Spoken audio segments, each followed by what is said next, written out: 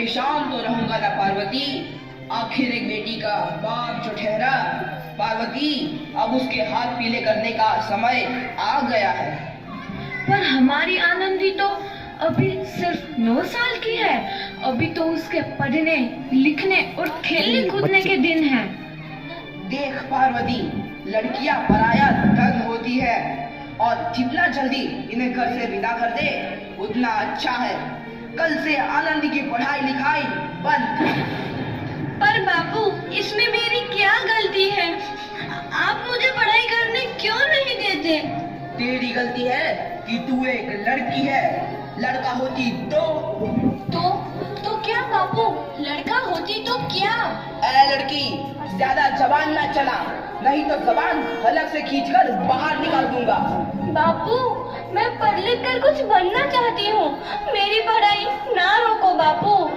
आनंदी, तुझे पढ़ना है तो पढ़, लेकिन सारी उम्र बाप की छाती पर यूं बोझ बनकर ना बैठ। पर बापू, अभी तो मेरी उम्र पढ़ाई लिखाई की है। मुझे पढ़ लिख कर डॉक्टर बनना है। पढ़ाई पढ़ाई पढ़ाई, आज तो तेरी इन किताबों का काम तमाम करके ही छोड़ूंगा। ये ले। नहीं बापू, मत फाड़ो बापू। मत छोड़ी। नहीं बापू, नहीं। बापू, ये तुमने क्या किया? तुमने मेरी इन किताबों को ही नहीं फाड़ा बापू, मेरी किस्मत फाड़ दी, मेरी किस्मत। ये कॉपी किताबें ना सिर्फ छोरों के हाथ में अच्छी लगती है, लड़कियों के हाथ में तो सिर्फ मेहंदी अच्छी लगती है, मेहंदी। पर बापू, मैं लड़की हूँ तो क्या हुआ? लड़का और लड़की तो हमारे दोनों आंखों के समान होते हैं।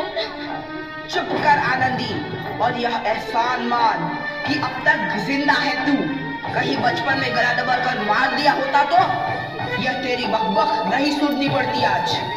पर बापू, मुझे चूल्हा जलाना अच्छा ना लगे है।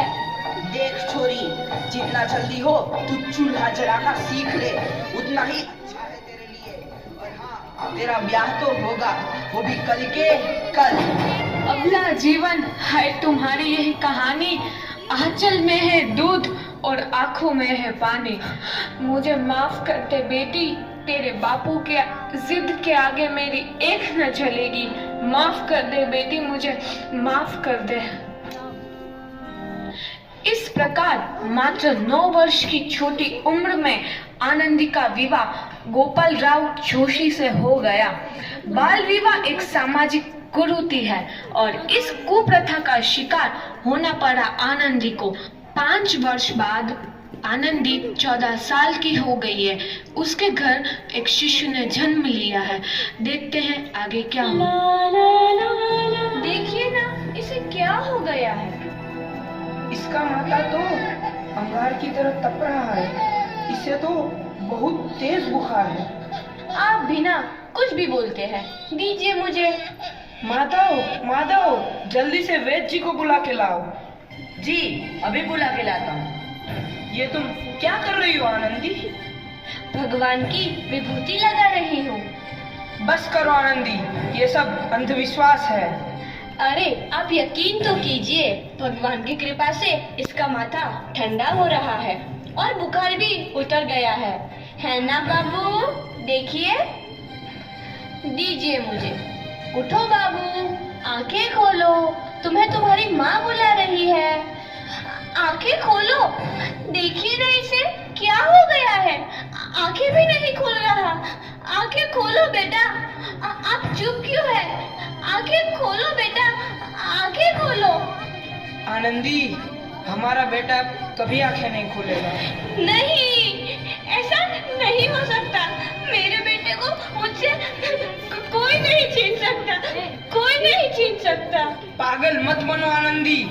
माधव,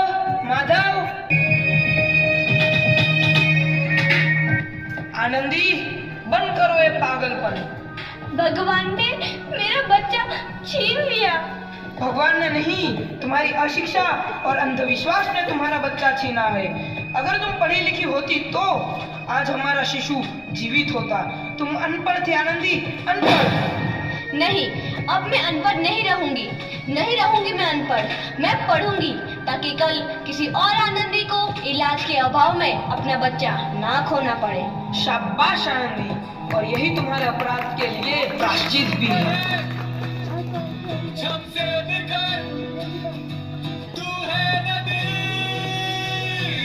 आनंदी, तुम्हारी 12वीं का परिणाम आ गया है। तुमने पूरे कॉलेज में प्रथम स्थान अर्जित किया है। आनंदी, तुम्हारी मेहनत रंग लाई है। तुम्हें शिक्षा वृत्ति मिली है। ये लो तुम्हारे अमेरिका जाने की टिकट। मुझे शिक्षा वृत्ति मिल गई, मैं अमेरिका जा रही हूँ। पर ये सब मैं अकेले कैसे कर पाऊंगी? आनंदी, अपने आप को इतना कमजोर क्यों समझ रही हो? फिर इतना पढ़ने लिखने का क्या फायदा? तुम अभी गवार की गवार नहीं हूँ मैं अब गवार।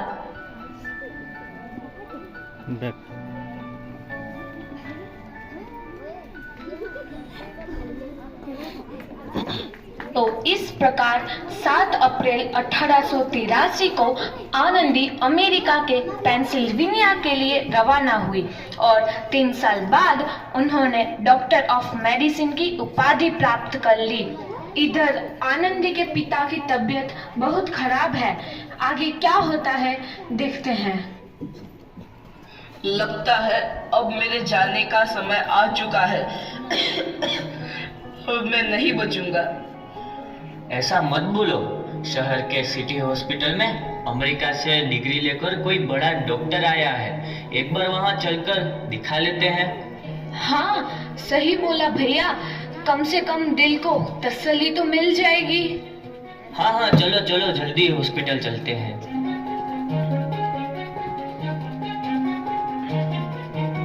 इस मरीज की हालत तो बहुत ही खराब है। कोई चमत्कार ही इसे बचा सकता है।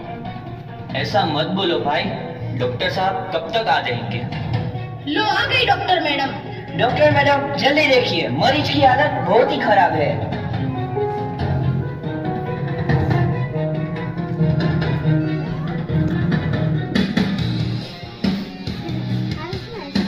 अब आप बिल्कुल ठीक हैं।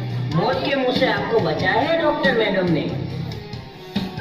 डॉक्टर साहब ने मुझे बचा लिया। मुझे मिलना है डॉक्टर साहब से।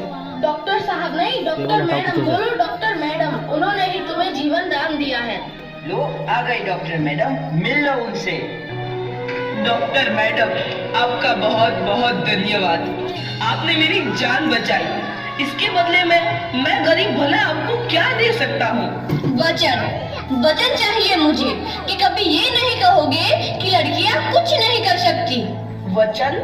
ये कैसा वचन? अरे श्यामलाल, तुमने पहचाना नहीं? तुम्हारी बेटी आनंदी। आनंदी? मेरी बेटी आनंदी डॉक्टर? हाँ बापू, वही आनंदी जिसके लिए बचपन में तूने चूल्हा और दूल्हा के अलावा कुछ नहीं सोचा था। आनंदी, आनंदी मेरी बेटी, मुझे माफ कर दे। मैं तेरा गुनहगार हूँ बेटी। नहीं नहीं बापू, वही आनंदी जिसके हाथ पीले करके तुम उसकी सारी जिंदगी काला कर देना चाहते थे। माफ कर दे मुझे मेरी बच्ची, माफ कर दे। मैं तेरा अपराधी हूँ मेरी बच्ची, माफ कर दे। नहीं बापू, मैंने तो तेरा एहसान चुकाया है। याद है ना, सुना सुनाकर जीते जी मार डाला था मुझको। अब बोल, और किस किस को मारेगा? आनंदी बेटी, मुझे माफ कर दे मेरी बच्ची। मैं तेरा गुनहगार हूँ। बापू, आपने ही तो बोला था किताबें सिर्फ बेटों के हाथ में अच्छी लगती है, बेटियों के हाथ में तो सिर्फ मेहंदी। बेटों और बेटियों में फर्क करना तो आंखों में फर्क करने समान है। एक का पढ़ना और दूसरे का ना पढ़ना सामाजिक अंधकार है बापू, सामाजिक अंधकार। उपकार मांगता हूँ मैं तुझ जैसी बेटी का, जिसने सारी उम्र मुझसे कुछ ना मांगा तो सिर्फ बराबरी का दर्जा। वरना सच तो यह है कि मैं तेरी माफी के लायक भी ना हूँ। मुझ जैसा बाप तेरी बराबरी कर सके उसके मैं लायक भी ना हूँ मेरी बेटी, मैं लायक भी ना हूँ। अपने बापू को क्या माफ नहीं करोगी आनंदी? माफ कर दो आनंदी, माफ कर दो। सुबह का भूला यदि शाम को घर लौट आए तो उसे भूला नहीं कहते। बापू, तो इस प्रकार आनंदीबाई जोशी ने अपनी मेहनत और अटूट इरादे से न केवल भारत की पहली महिला डॉक्टर बनी, बल्कि आगे चल के उन लड़कियों के लिए सुनहरा रास्ता दिखा गई जो जीवन में कुछ करना चाहती थी।